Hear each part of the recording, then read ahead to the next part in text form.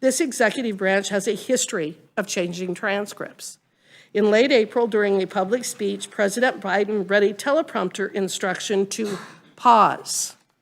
He stated, quote, "Imagine what we could do next, 4 more years, pause," end quote. But when the White House put out the transcript, it didn't include the word pause. In that case, and in this case as well, the video and audio recording is the best evidence of the words that President Biden actually spoke.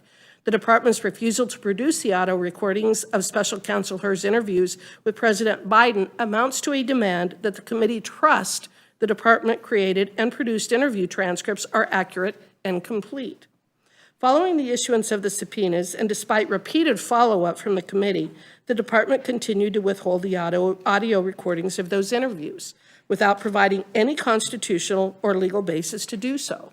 And then hours before the committee was set to meet and consider this contempt resolution, the department notified the committee that President Biden had asserted, at the Attorney General's urging, no less, executive privilege over the audio recordings.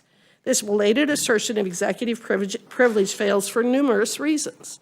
First, President Biden has already waived any potential assertion of executive privilege over the information discussed in his interviews with Special Counsel Hur by releasing the transcripts of those interviews to the media. Similarly, during Watergate, a federal district court held that President Nixon had waived any claim of executive privilege over certain audio recordings of his conversations because he had already published transcripts of those conversations. Second, President Biden's assertion of privilege is not valid because it is more than 2 months late. Any privilege should have been asserted by March 7, 2024, the subpoena return date. Third, President Biden has not set forth any valid reasons for invoking executive privilege.